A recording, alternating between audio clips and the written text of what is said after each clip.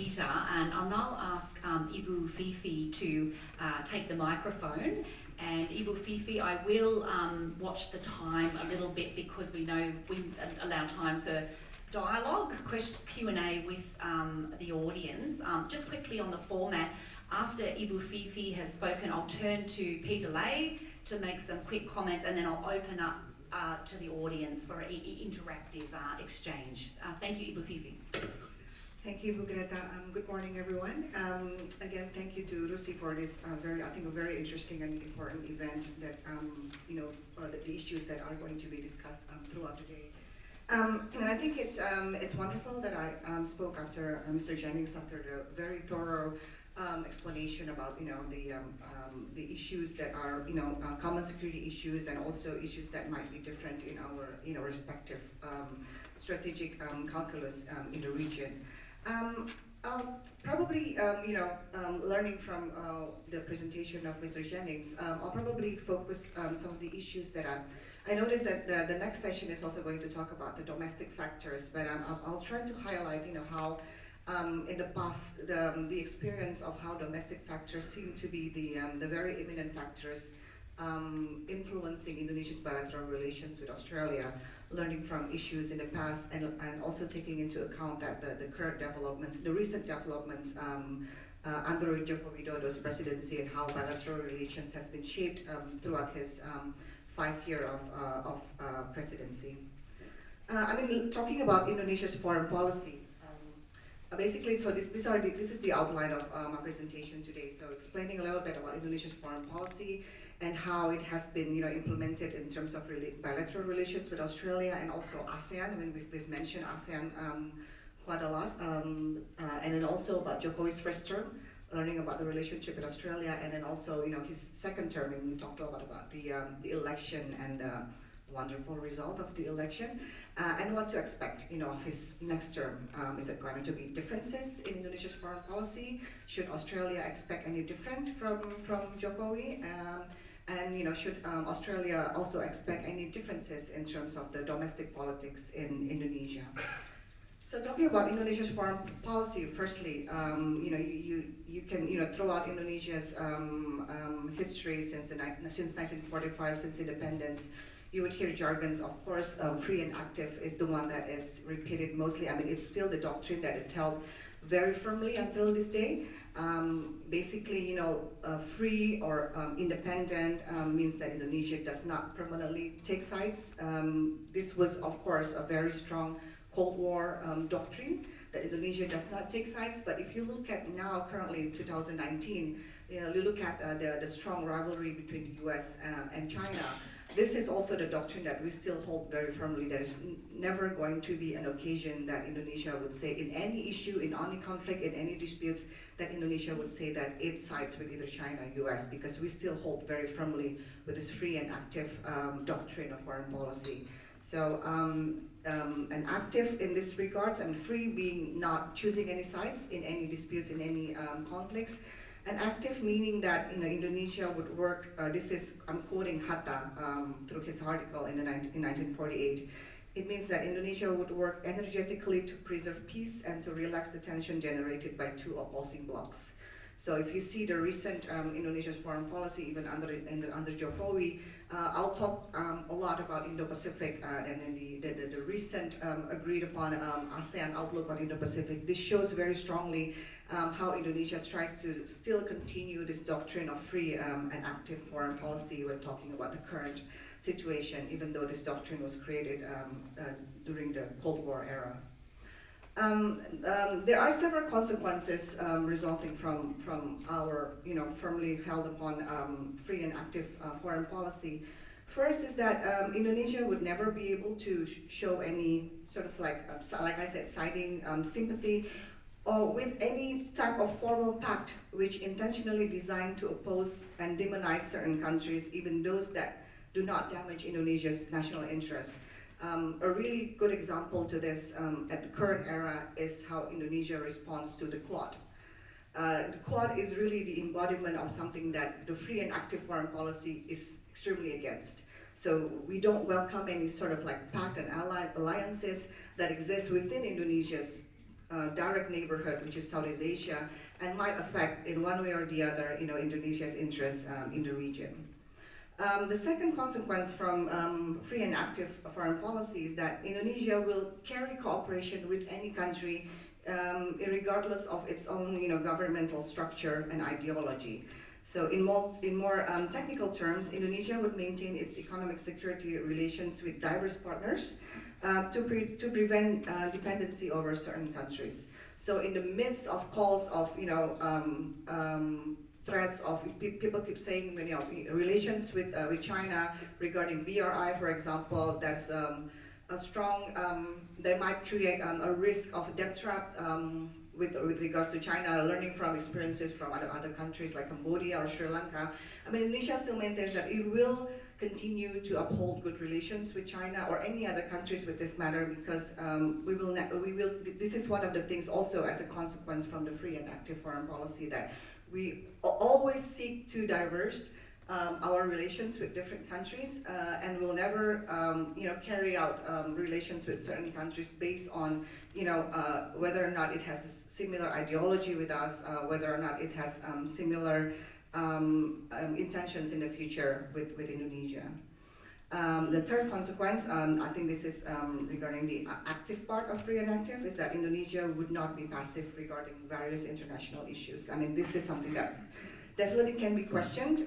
I'll probably discuss more of this later on. Now with ASEAN, and you see this very complicated picture of the ASEAN frameworks, I think this is the part where Indonesia interacts with Australia the most when it comes to regional and multilateral frameworks. With Australia, there's of course the the East Asia Summit, and then we work together with the ERF, with APAC. So these are the many different occasions and forums in which Indonesia interacts very closely with Australia. So our relations is not mainly bilateral, but also I think it is within this very complex frameworks of different forums of cooperation. And since Jokowi, of course, we were introduced to the Global Maritime Fulcrum. And then lastly, this is what I mentioned about the how Indonesia responds to Indo-Pacific, and how we respond to different countries' interpretation of Indo-Pacific. And I'll discuss these two last parts, the Global Maritime Fulcrum and Indo-Pacific, later when I go into the first term of Jokowi's presidency. So next slide is basically, it's only understandable that Indonesia wishes to maintain good relations with Australia, even though there are ups and downs, and sometimes there seems to be more downs than ups in different parts of our bilateral relations. But it's generally understood that maintaining a good relation with Australia is necessary.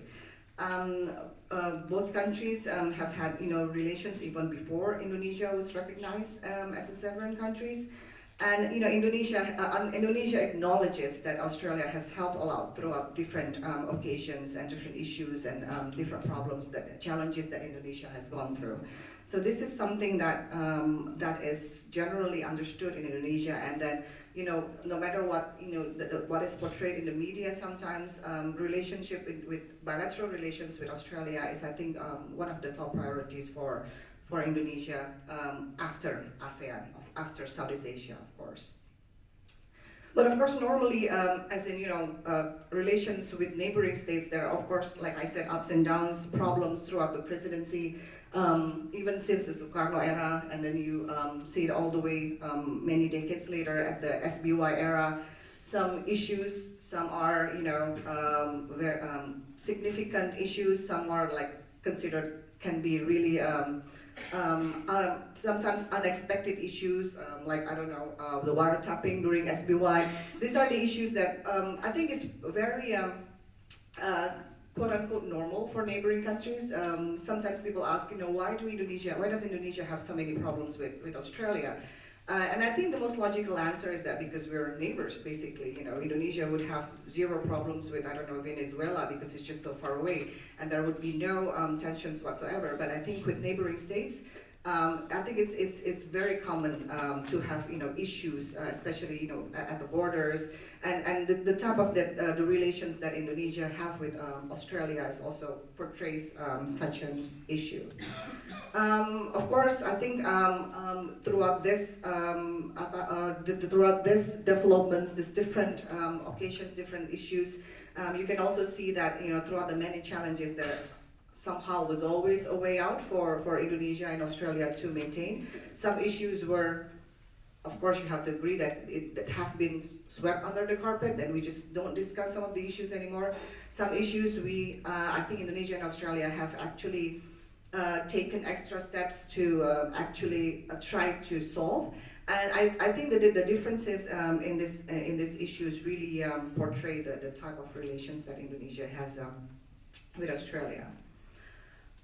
So what has happened in the past 5 years during Jokowi? I mean, I explained that from Sukarno until SBY, so many different issues. What has happened, throughout Jokowi's presidency? One thing that I have to highlight here is that Jokowi himself has confessed that foreign policy is not his cup of tea. He's not a foreign policy person. He's into, you speak to him and then you start talking about national development, about infrastructure. Those are the things that he's passionate about. Foreign policy is not. So then it's only then natural for countries trying to develop relations with Indonesia then ask, if foreign policy is not his priority, then how should other countries try to strengthen or improve bilateral relations with Indonesia? It's interesting that, and Jokowi he's very picky about where he goes, where he travels to, because he really wants to spend most of his time focusing on domestic politics, on like I said, infrastructure, his biggest passion. So he really chooses and picks and chooses the multilateral forums that he goes to, bilateral visits. He's very picky about that.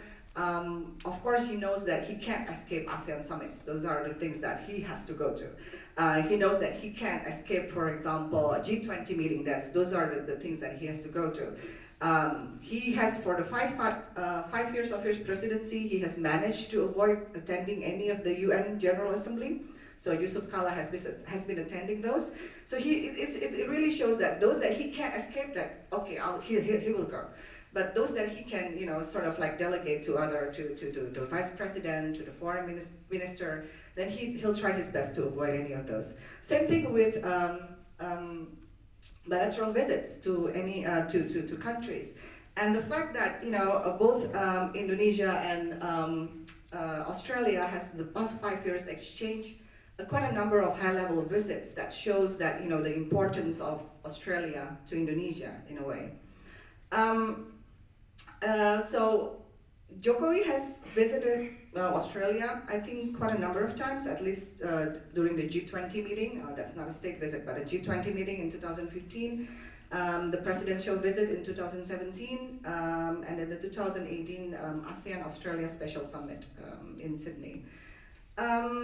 He had to cancel one of his planned visits in 2016, but should be understandable because there was a hot issue with the Jakarta local election at the time, which it turned sour in 2016. So he had to cancel one of his visits.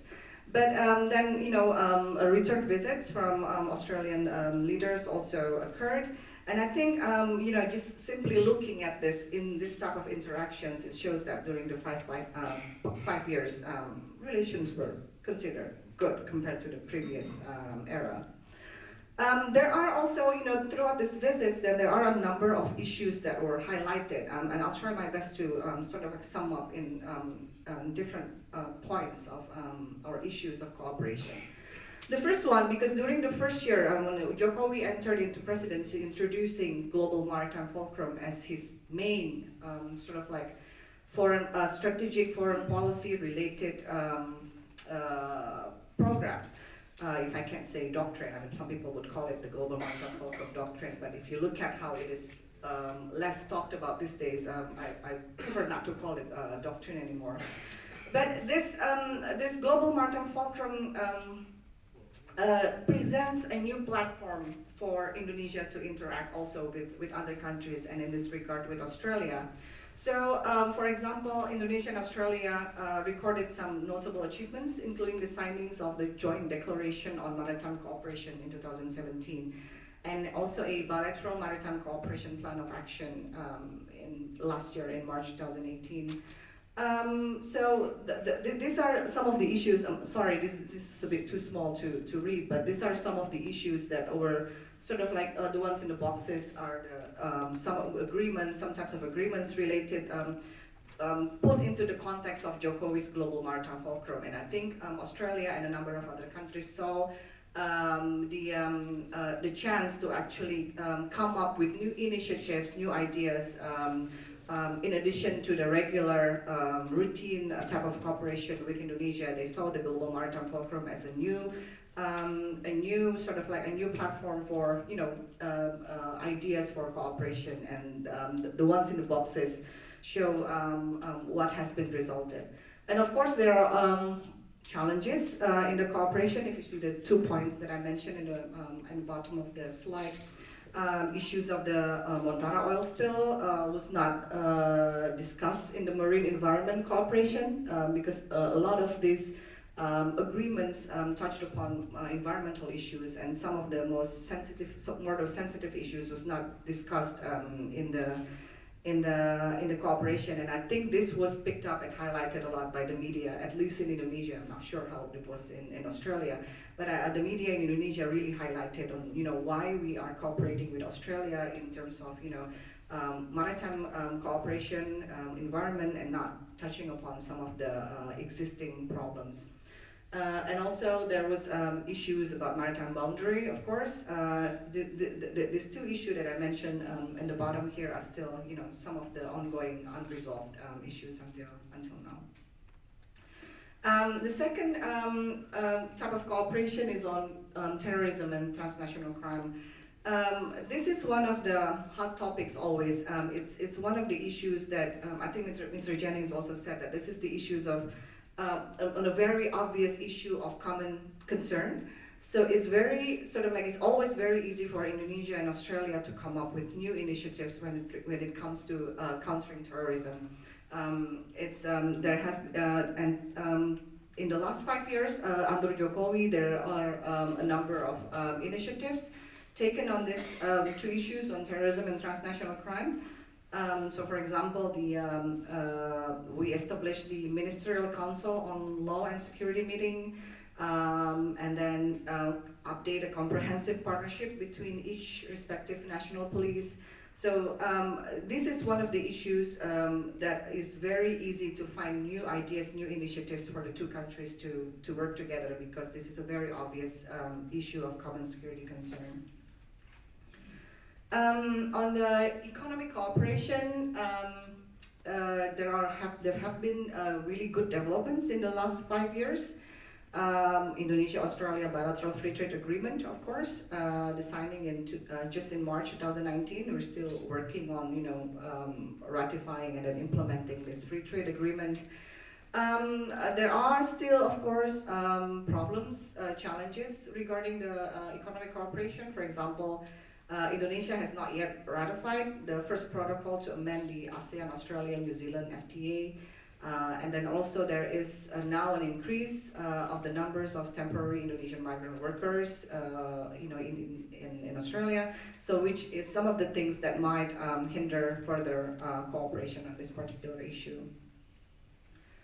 There are also, socio-cultural and disaster management. I think is one of the issues that really highlights some of the cooperation between Indonesia and Australia. Interestingly, sometimes socio-cultural issues is not highlighted because we keep talking about security issues and economic cooperation. But this actually might, socio-cultural cooperation might address some of the problems in the bilateral relations, because it really the intention is through cultivating trust among people, taking into account, like I said, domestic factors is really the uh, the most influential in terms of the bilateral relations between Indonesia and Australia. So I think taking into account closer socio-cultural cooperation is really a big factor. Now let's talk about, this is the issue that I would like to highlight about Indo-Pacific, because it's something that is, it's a jargon that Indonesia's been using, I don't know, since 2013, I think, more or less, when former Foreign Minister Martin Natalegawa introduced it. And then I think it's also been used in Australia, in Australia's official documents around the same time. But I suppose this concept of Indo-Pacific really picked up after, you know, the US started introduce Quad, and then Japan also introduced their own version of Indo-Pacific. India has their own understanding of what Indo-Pacific is about. And I think this really, Indonesia is one of the countries in Southeast Asia that's really picked up on the importance of acknowledging Indo-Pacific. If you understand the term Indo-Pacific, yes, you can understand it as a geographical concept. It's basically, you know, explaining about the combination of the countries in the Pacific Ocean and countries of the Indian Ocean. But because of the different interpretations, because of the introduction of the Quad, like I said, it's something that is Indonesia's strongly against the creation of this type of pact against any particular country. That's when the idea that, you know, Indonesia cannot welcome any of these different interpretations that might influence Southeast Asia, and that's when Indonesia started the initiative to actually for ASEAN to have their own understanding of Indo-Pacific. So Indonesia started this initiative, I think, beginning of 2018, introducing Indonesia's own version of Indo-Pacific, and then brought it into the attention of ASEAN with the intention for ASEAN as a whole to embrace the concept of an ASEAN Indo-Pacific. That's basically the idea at the time. It has not been easy because, you know, ASEAN is 10 countries. Trying to get 10 countries to agree what Indo-Pacific is of course something that's close to impossible. But we did manage, just last month, there was at the last ASEAN summit last month, it was agreed that if you look at the ASEAN Secretariat website, that there was a document that was agreed upon called the ASEAN Outlook on Indo-Pacific. Now the next step after the agreement of this document is for the East Asia Summit countries to also embrace the same concept of the ASEAN Outlook on Indo-Pacific, which means that expect Indonesia to also approach Australia to work together in actually acknowledging the ASEAN concept, the ASEAN outlook of Indo-Pacific to be extended to all of the other East Asia Summit countries. Now, what is actually in this document? I mean, if you look at it, for me, I think the document does not really offer anything particularly new. So it explains about Indo-Pacific, how important it is, and then how, you know, Indonesia and other ASEAN countries can work together to actually obtain something. It mentions 3 areas of cooperation: maritime cooperation. How many minutes? 2 minutes lagi. 2 minutes. Okay.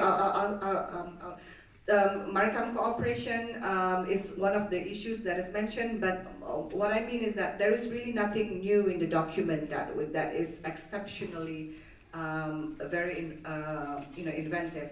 So so basically, you know, I'll probably skip some of these because yeah, this is the support towards Indo-Pacific. So I'll skip to the last slide on what to expect in the next term. So looking at from my explanation earlier is that first, of course, domestic politics would be influential, very influential. If Jokowi has stated, even in the next term, we can already expect that he's not going to change his interest in terms of foreign policy. So meaning that any foreign relations that Indonesia conduct in the next 5 years will depend largely on who the foreign minister is. There will always be sensitive issues near the border. Like I said, Papua is a big issue always coming up. Issues of some of the unresolved border issues will of course come up. And although we have common security concerns, there are of course, you know, other different priorities. Lastly, there will be more talks about Indo-Pacific. There has not been, I don't think there has been any strong response from Australia regarding the ASEAN outlook on Indo-Pacific, and I guess everyone in Indonesia is really looking forward on whether or not Australia would be supportive on this particular ASEAN outlook on Indo-Pacific, because Indonesia's next intention is actually to, like I said, to bring this up to the East Asia Summit, which means that Australia's attention to this particular matter would mean a great deal for the success of this ASEAN outlook on Indo-Pacific. I'll stop here, Greta. Thank you so much. Terima kasih.